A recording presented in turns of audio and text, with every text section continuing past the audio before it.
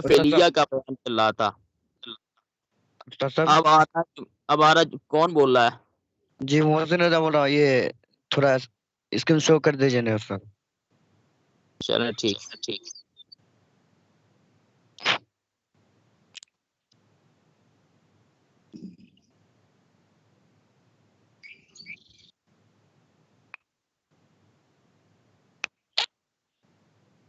جی screen آ رہی ہے سامنے؟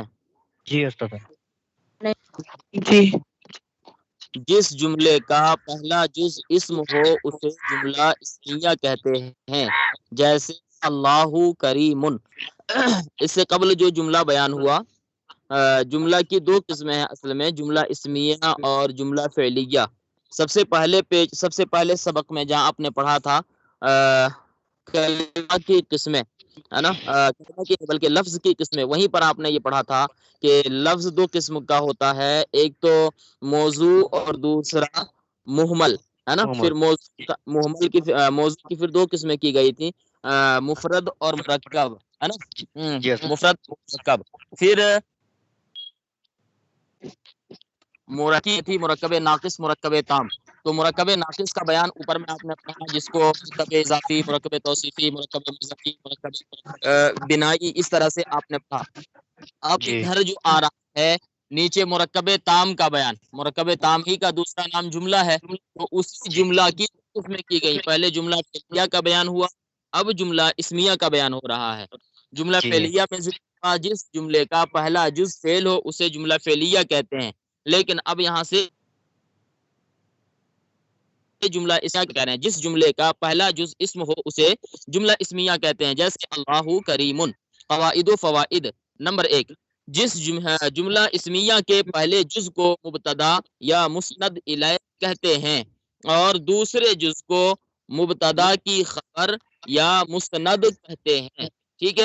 اب جیسے اللہ کریم اوپر میں آپ نے مثال پڑھی، تو اس مثال کے اندر دیکھیں اللہ یہ پہلا جز ہے اور کریم دوسرا جز ہے. اللہ جو پہلا جز ہے یہ اسم ہے، اس بنا پر اسے جملہ اسمیہ کہیں گے. اور دوسری بات، اس کے پہلے جز کو، اللہ پہلا جز ہے، اس پہلے جز کو مبتدا بولیں گے یا پھر مسند الیہ بولیں گے. اور کریم جو کہ دوسرا جز ہے، اس دوسرے جز کو یا تو خبر کہیں گے یا پھر مسند کہیں گے. رہ گئی بات خبر کب کہیں گے، مسند کب کہیں گے. تو اللہ جو پہلا جز ہے اس کو اگر آپ نے مبتدا کہا ہے تو دوسرے جز کو خبر کہنا، جز کو مسند الیہ کہا ہے تو دوسرے جز کو مسند کہنا ہے. اس ترتیب سے اس میں بولنے میں امتیاز رکھنا ہے آپ کو. اب دوسری مثال اسی میں ذکر ہوئی اللہ غنی. تو جس طرح سے اللہ کریم میں مثال وضاحت کی گئی، ویسے ہی اللہ غنی کی بھی وضاحت ہے. یعنی اللہ مبتدا ہے، غنی خبر ہے، پھر اللہ مسند الیہ ہے اور غنی مسند ہے. نمبر 2، مبتدا معرفہ یا مخصوصہ ہوتا ہے اور خبر کے معرفہ آپ نے پڑھا ہے، نکرہ مخصوصہ بھی آپ نے پڑھا ہے. اب پوچھیں گے کہاں نکرہ مخصوصہ آپ نے پڑھا ہے، اس کی وضاحت میں کر دوں. جہاں پہ ابھی آپ نے مبتدا کی معرفہ اور نکرہ کی بحث پڑھی ہے، اسی میں قواعد و فوائد نمبر غالباً 3 یا 4 میں یہ ذکر ہوا تھا، یا پھر مرکب اضافی میں، ہے نا، مرکب اضافی میں نکرہ مخصوصہ اور نکرہ موصوفہ کا وہاں پر ذکر ہوا تھا. خیر آپ یہاں پر سمجھیں، ابھی مبتدا معرفہ ہو، معرفہ مبتدا ہوتا ہے، معرفہ مخصوصہ ہوتا ہے. معرفہ تو آپ سمجھتے ہیں، معرفہ کسے کہتے ہیں؟ جس سے ایک تعین شے سمجھی جائے، کوئی مخصوص چیز ہے نا، تو یہ معرفہ کہلاتا ہے.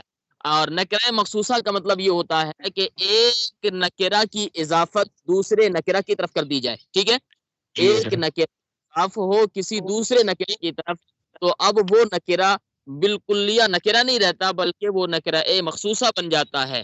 تو مبتدا بننے کے لیے کسی بھی اسم کا کم سے کم مبتدا معرفہ ہونا ضروری ہے یا پھر نکرہ مخصوصہ ہونا ضروری ہے.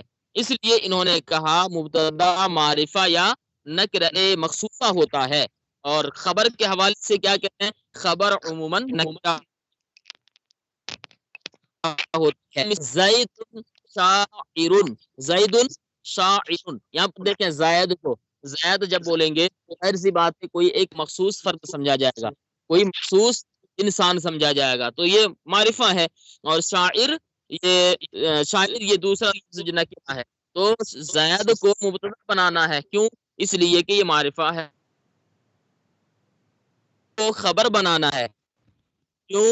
اس لیے کہ خبر کے حوالے سے کہا عموماً نکرہ ہوتی ہے اور یہی نکرہ ہے، اور دوسرے اعتبار سے بھی کیونکہ مبتدا پہلا جز ہوتا ہے اور خبر جو ہوتی ہے وہ دوسرا جز ہوتا ہے، تو اس طرح سے آپ کو فرق کرنا ہے، زید کو مبتدا بنانا ہے۔ اور اس کے بعد دیکھیے نیچے طفل صغیر جالس، طفل صغیر چھوٹا بچہ بیٹھا ہوا ہے، لفظی معنی کریں گے چھوٹا بچہ بیٹھا ہوا ہے یا بیٹھ رہا ہے یا بیٹھتا ہے، کسی بھی طرح سے معنی اس کا کیا جا سکتا ہے۔ بہرحال آپ کے سمجھیں یہاں پر طفل صغیر، یہاں پر دیکھیں طفل کا معنی بچہ ہے، کوئی بھی بچہ ہو سکتا، بچہ بڑا بچہ اچھا برا کوئی بھی بچہ اس میں مراد ہو سکتا تھا، لیکن اب وہ ہاں صرف طفل جب بولا جاتا جب کوئی بھی بچہ مراد ہو سکتا، ظاہر سی بات ہے وہ نکرہ ہے نا، ایک ساتھ صغیر کا استعمال کر لیا، تو اب اسی طفل کے اندر بچے کے اندر ایک خصوصیت پیدا ہو گئی، اس کو خاص کر لیا گیا کہ چھوٹا سے مراد ہر چھوٹا بچہ نہیں ہے، بلکہ ہر بچہ مراد نہیں ہے بلکہ چھوٹا بچہ مراد ہے۔ اب اس میں بڑا بچہ نہیں آ سکتا، اس میں کیا کہتے ہیں جو بیچ قسم کے بچے ہوں گے یا بڑے بچے ہوں گے، ہے نا، تو وہ سب کے سب مراد نہیں ہوں گے، بلکہ تمام بچوں میں جو صرف چھوٹے بچے ہیں وہ مراد ہیں۔ تو اس طرح سے طفل صغیر کے ذریعے صغیر کے ساتھ استعمال کرنے کی وجہ سے طفل کے اندر خصوصیت پیدا ہو گئی، اور خصوصیت پیدا ہو جانے کی وجہ سے اب یہ نکرہ ہی نہیں رہا بلکہ یہ نکرہ مخصوصہ بن گیا، ٹھیک ہے جی۔ طفل کے ساتھ صغیر کا استعمال کرنے کی وجہ سے طفل کے اندر ایک خصوصیت پیدا ہو گئی، ٹھیک ہے، اور خصوصیت پیدا ہو جانے کی وجہ یہ صرف نکرہ ہی نہیں رہا بلکہ یہ نکرہ مخصوصہ بن گیا، اور نکرہ مخصوصہ بن جانے کی وجہ سے یہ مبتدا بننا درست ہے، اس کا مبتدا بننا درست ہے، اس لیے طفل صغیر مبتدا بن جائے گا اور جالس خبر بن جائے گا، ٹھیک ہے بھائی۔ تو اس طرح سے طفل صغیر کو مبتدا بولیں گے یا مسند الیہ بولیں گے اور جالس کو خبر بولیں گے۔ وقت تو آپ کا قریب ہو رہا ہے، صرف 3 منٹ باقی ہے، بہت اچھے انداز میں آپ دھیان سے سنیے گا، آگے کے کچھ جملے بڑھائیں گے آپ۔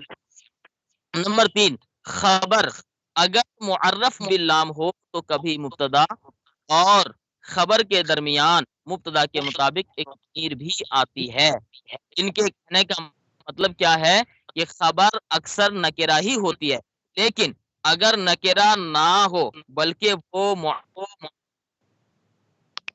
معرف لال ہو تو ایسی صورت میں خبر اور مبتدا کے درمیان ایک ضمیر بھی آ سکتی ہے، آنا ضروری نہیں ہے لیکن ایک ضمیر آ سکتی ہے، لیکن وہ ضمیر جو آئے گی وہ اپنی منہ اٹھا کے کوئی بھی نہیں آ سکتی ہے بلکہ مبتدا کے مطابق ضمیر آئے گی۔ اسی کے حوالے سے انہوں نے وضاحت کی، خبر اگر معرف لام ہو تو مبتدا اور خبر کے درمیان کبھی ایسا ہوگا کہ مبتدا کے مطابق ایک ضمیر بھی آ جائے۔ مثال دیکھیں، اللہ هو الرزاق، اللہ ہی رزق عطا فرمانے والا ہے، تو اللہ مبتدا ہے اور الرزاق یہ خبر ہے۔ خبر ہے، میان میں ہوا ضمیر لائی ہے، کیوں؟ اس کی وجہ یہ ہے کہ الرزاق جو کہ خبر واقع ہے یہ خبر معرف باللام ہے، معرف باللام کا مطلب جس کو جس کے شروع میں لام گیفا بنا لیا گیا ہو، تو ظاہر ہے جی استاد صاحب جی کیا، ہاں چلیں ٹھیک ہے، تو الرزاق پر الف لام دیکھیں داخل ہے، اس بنا پر یہ معرف باللام کہلایا، اور معرف باللام خبر ہے، اس وجہ سے مبتدا اور خبر کے درمیان ایک ضمیر لائی گئی ہے، وہ ضمیر ہوا لائی ہے اللہ جو اس سے پہلے مبتدا گزرا ہے اس مبتدا کے مطابق، یعنی اللہ لفظ دیکھیں گے واحد ہے تو اسی اعتبار سے ہوا کو بھی واحد مذکر ذکر کرتے ہوئے لایا۔ تو اس طرح سے یہاں سے ایک بات سمجھ میں آئی کہ خبر معرف باللام ہو تو مبتدا اور خبر کے درمیان ایک ضمیر لایا جا سکتے. بات یاد رکھ ضمیر لانا واجب ضروری نہیں ہے, ٹھیک ہے, بس یہ کہ آ سکتی ہے, نہ لائیں اور ڈائریکٹ کہیں اللہ الرزاق درست ہے, ٹھیک ہے. آگے بڑھتے ہیں نمبر 4 پہ. عموماً پہلے مبتدا آتا ہے پھر خبر آتی ہے. دیکھیں عموماً کہہ کر کے یہ بتانا چاہ رہے ہیں کہ یہی ہے کہ مبتدا پہلے ہوتا ہے, لیکن اگر اس کے خلاف ہے غلط نہیں, اس کے خلاف بھی ہو سکتا ہے, یعنی خبر بھی پہلے آ سکتی ہے, ٹھیک ہے جی. وہی یہاں پر بتا رہے ہیں, یہ عموماً پہلے مبتدا آتا ہے پھر خبر آتی ہے, جیسے خالد عالم, لیکن کبھی خبر مبتدا سے بھی ہے, جیسے قاعد بکر. اچھا خالد عالم ہے اور قاعد بکر کا معنی کیا ہوگا؟ بکر قاعد. تو یہاں دیکھیں بکر جو ہے یہ مبتدا واقع ہے اور قاعد خبر ہے, اور یہ خبر پہلے آئی ہے. تو وہی بتانا چاہ رہے ہیں کہ مبتدا